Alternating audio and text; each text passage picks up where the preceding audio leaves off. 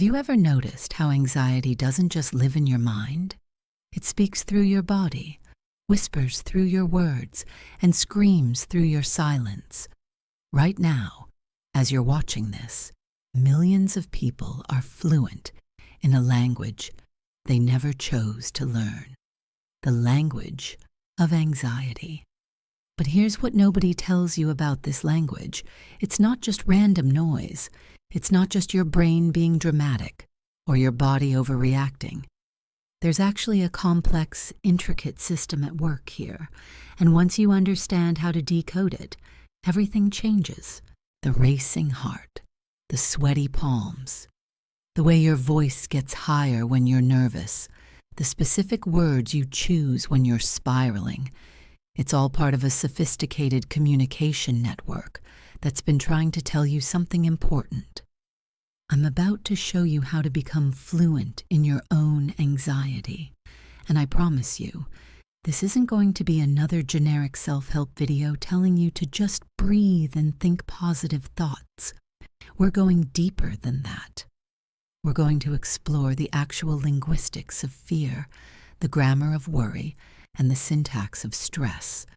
And by the end of this series, you'll be able to read anxiety like a book, not just your own, but everyone else's too. Let me start with a story that changed how I understand this whole thing. Last year, I was sitting in a coffee shop, and I watched this woman walk in. She ordered a latte, seemed completely normal, even smiled at the barista. But something about her caught my attention. Her shoulders were slightly raised. Her breathing was just a little too controlled. And when she spoke, she used this specific pattern of words that I'd heard before. She said, "Could I maybe get a latte? If that's okay? Just regular milk is fine. Whatever's easiest for you." Now, to most people, that sounds like politeness. But I recognized something else. The linguistic fingerprint of anxiety, the excessive qualifiers, the preemptive apologies, the way she made her own needs sound like an inconvenience. She wasn't just ordering coffee, she was speaking fluent anxiety, and most people don't even realize they're doing it. That's when it hit me. We're all walking around having conversations in this secret language, and most of us don't even know we're speaking it. We think we're just being polite, or careful, or considerate. But really, we're broadcasting our internal state through every word choice, every pause, every gesture. Here's the thing that's going to blow your mind. Anxiety has its own vocabulary, its own grammar rules, and its own accent. And once you learn to recognize these patterns, you can't unsee them. You'll start noticing how your coworker always says, "I'm probably wrong, but," before sharing an idea. You'll catch yourself adding "sorry" to the beginning of sentences that don't require an apology. You'll see how your friend's voice gets smaller when they're talking about something they care about. But this isn't just about observation. This is about translation.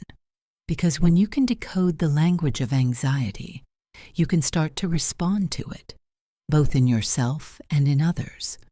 You can learn to interrupt the patterns, to rewrite the script, to speak back to anxiety in a language it actually understands.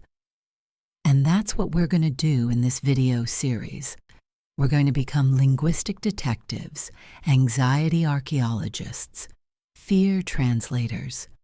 We're going to dig into the science behind why anxiety expresses itself the way it does, explore the evolutionary reasons our bodies developed this complex communication system, and most importantly, learn how to use this knowledge to actually change our experience.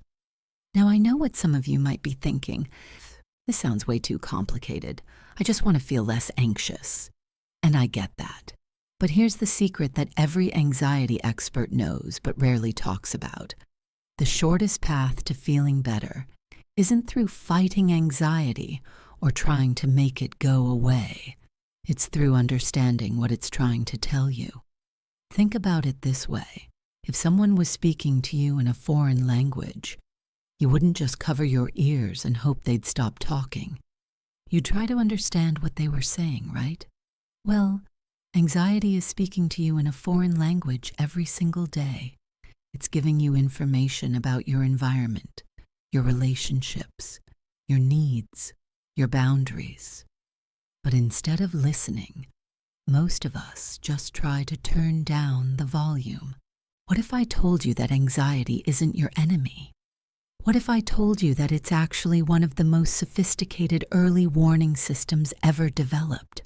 What if the racing heart, the churning stomach, the scattered thoughts, what if all of that is actually your body's way of trying to help you? Because here's what I've learned after years of studying this. Anxiety isn't broken. It's not a malfunction. It's not a sign that something's wrong with you. It's a sign that something's working exactly as it's supposed to work. The problem isn't the anxiety itself, it's that we've forgotten how to speak its language. Your ancestors survived because they could read the subtle signs of danger.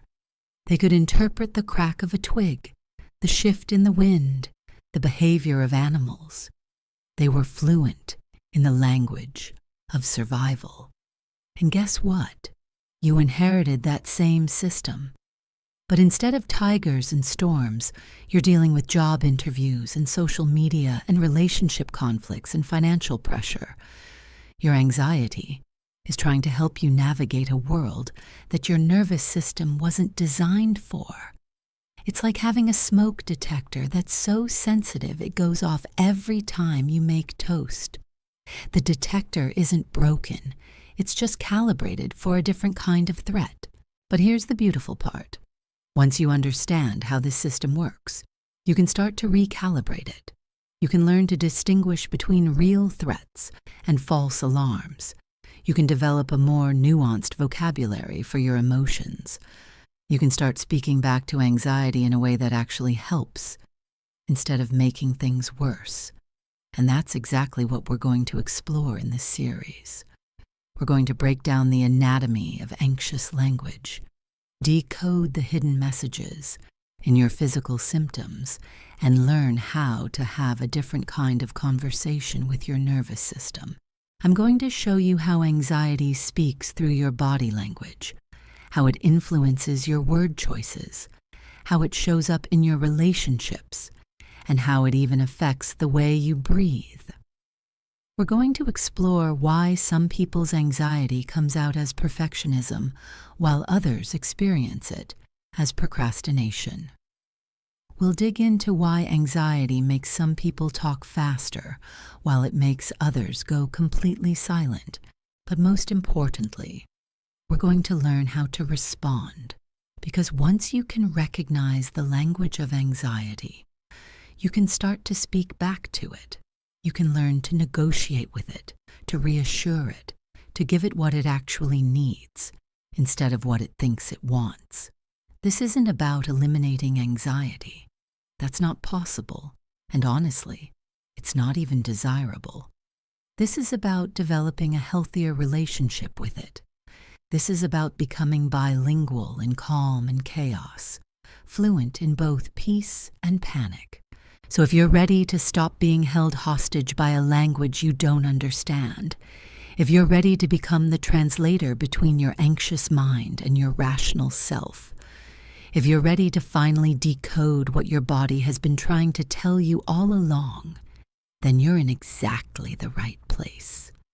Because what we're about to explore isn't just going to change how you experience anxiety, it's going to change how you experience everything. When you learn to speak the language of anxiety, you don't just become better at managing fear, you become better at understanding yourself, connecting with others, and navigating the beautiful, complicated, overwhelming world we all live in. The first thing you need to understand about anxiety's language is that it's incredibly specific. It's not just one language, it's actually dozens of dialects, each with its own unique patterns and tells. And here's what's fascinating. Your particular dialect of anxiety is as unique as your fingerprint. Let me give you an example. Sarah, A teacher I worked with had what I call apologetic anxiety. Every email she sent started with, "Sorry to bother you," even when she was just sharing good news. Her anxiety spoke through preemptive apologies, constant self-deprecation, and this need to make herself smaller in every interaction. She'd say things like, "I'm probably overthinking this, but," or, "This might be stupid, but." Her anxiety had convinced her that taking up space was dangerous. But then there's Marcus, whose anxiety speaks a completely different dialect. His is what I call aggressive anxiety. When he gets nervous, he doesn't apologize. He attacks. He becomes hypercritical, finds fault in everything, and pushes people away before they can reject him. His anxiety says things like, "Well, that's obviously not going to work," or "I told you this would happen." Same emotion, completely different language. And here's where it gets really interesting. Both Sarah and Marcus think they're just being themselves. They don't realize they're speaking anxiety. They think Sarah is naturally polite and Marcus is naturally direct. But what they're actually doing is expressing the same underlying fear through completely different linguistic patterns. This is why generic anxiety advice doesn't work.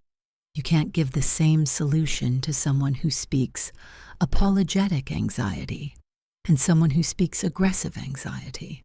They need different approaches, different vocabularies, different ways of responding to their nervous system. So let's start learning how to identify these patterns. The first thing you need to listen for is what I call qualifier words. These are the little words that anxious people sprinkle throughout their sentences, like linguistic salt. Words like maybe, probably, I think, kind of, sort of, hopefully, if that's okay.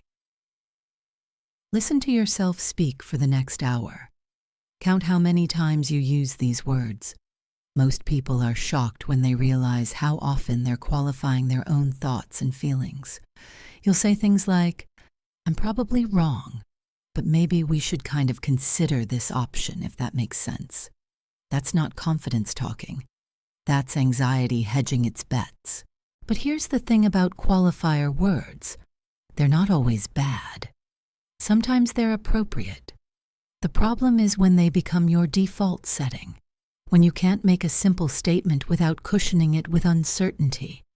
That's when qualifier words stop being politeness and start being anxiety. Now let's talk about what anxiety does to your vocal patterns. This is where it gets really fascinating because anxiety doesn't just change what you say, it changes how you say it. Your voice is like an emotional barometer, and anxiety has very specific effects on it. When you're anxious, your voice typically goes up in pitch. This happens because anxiety tenses all the muscles in your throat and chest. But here's what most people don't realize. This isn't just a random side effect. It's actually an evolutionary adaptation. Higher-pitched voices signal vulnerability and non-threat to other humans. Your anxiety is literally trying to make you sound less threatening, so you don't get attacked. But it's not just pitch. Anxiety also affects your speaking pace. Some people speed up when they're anxious, talking faster and faster as if they're trying to outrun their own thoughts. Others slow down dramatically, taking long pauses between words as they carefully monitor every syllable. Both patterns are anxiety talking. And then there's volume. Anxious people often speak too quietly, as if they're afraid of being heard, or they overcompensate and speak too loudly, as if volume can create the confidence they don't feel. Again, same emotion, different expressions. Here's an exercise I want you to try. Record yourself having a normal conversation, then record yourself talking about something that makes you nervous. Listen to the difference. I guarantee you'll hear it. The shift in pitch, pace, and volume. That's anxiety's signature in your voice. But vocal patterns are just the beginning. Anxiety also has very specific effects on your breathing, and this creates another layer of the language you need to understand. When you're anxious, your breathing becomes shallow and irregular. This isn't just uncomfortable, it's actually communicating something important to your brain. Shallow breathing sends a signal to your nervous system that you're in danger. It's like sending a constant stream of emergency messages to your brain.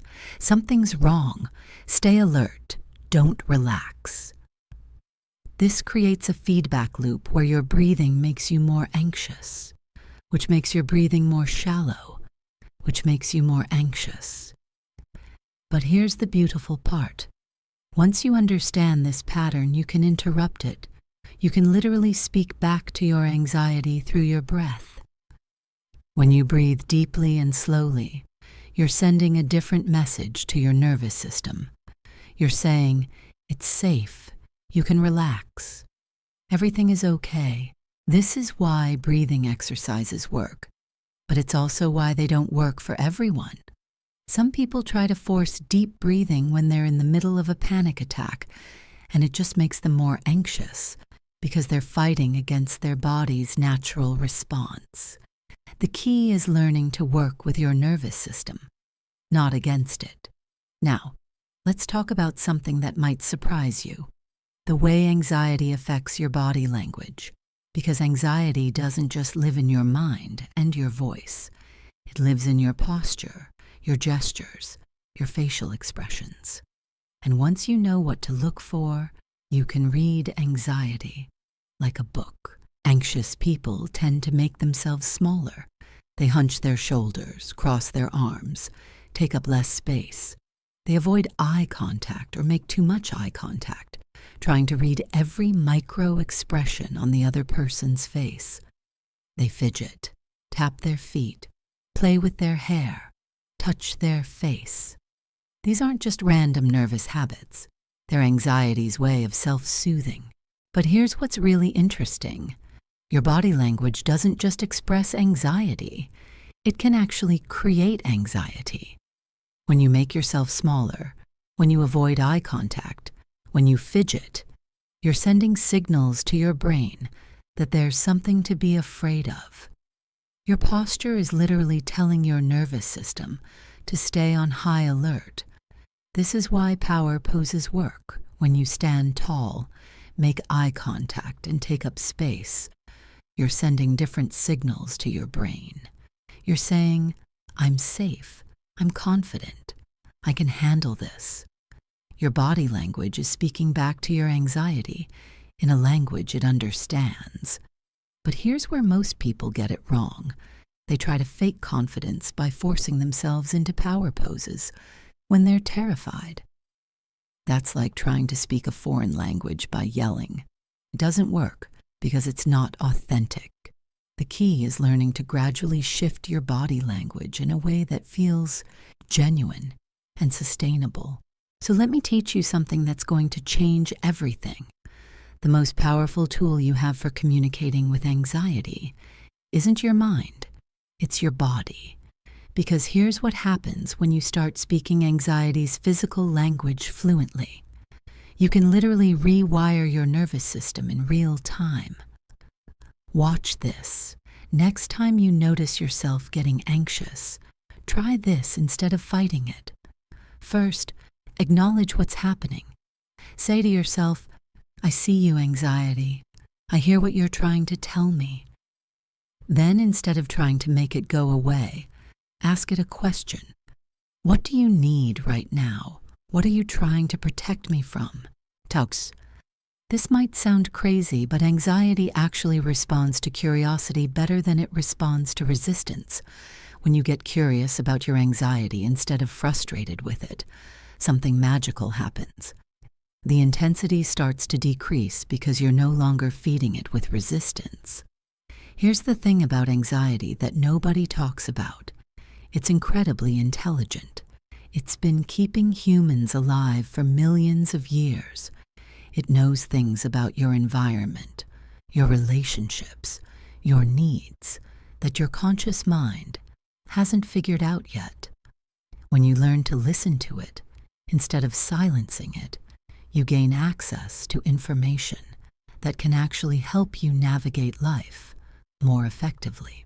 But listening doesn't mean obeying. This is crucial. You can acknowledge anxiety's message without letting it control your behavior. You can say, "Thank you for trying to protect me, but I've got this." You can honor the feeling without being held hostage by it. Let me give you a practical example. Let's say you're about to give a presentation and your anxiety is going crazy. Instead of telling yourself to calm down or trying to ignore the symptoms, try this. "I notice my heart is racing and my palms are sweaty. My anxiety is trying to help me prepare for this important moment. It wants me to do well. Thank you, anxiety, for caring about my performance. I'm going to take a deep breath and use this energy to help me be more present and engaged." See the difference? You're not fighting the anxiety. You're translating it. You're speaking back to it in a language it understands: acknowledgement, gratitude, and gentle redirection. This is what fluency in anxiety looks like. It's not about eliminating the language. It's about becoming a skilled interpreter. It's about understanding that when your body says danger, it might actually mean this matters to me. When your mind says, what if something goes wrong? It might actually mean I care about the outcome. And here's the beautiful part. The more fluent you become, the more you'll notice that anxiety isn't just one monolithic experience. It's actually a whole spectrum of communications. Sometimes it's saying, pay attention. Sometimes it's saying, slow down. Sometimes it's saying, you need support. Sometimes it's saying, this isn't aligned with your values. But you can only hear these subtle messages when you stop trying to silence the messenger. Now, I want to leave you with something that might sound paradoxical, but it's the key to everything we've discussed. The goal isn't to become someone who never feels anxious. The goal is to become someone who can feel anxious and still show up fully to your life. The goal is to become fluent enough in anxiety's language that you can have a conversation with it instead of being overwhelmed by it.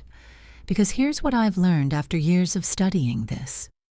The people who seem the most confident, the most at peace, the most successful, they're not people who never feel anxious.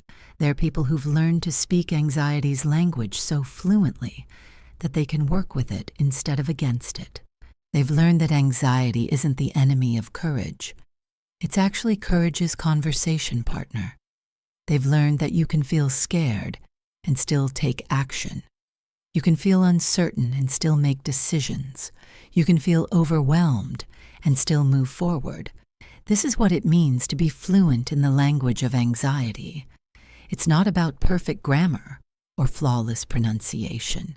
It's about understanding enough to have a meaningful dialogue. It's about being able to translate between your anxious mind and your wise heart.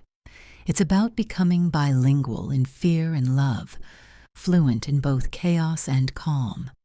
So the next time anxiety starts speaking to you, and it will, remember that you now have the tools to understand what it's really trying to say.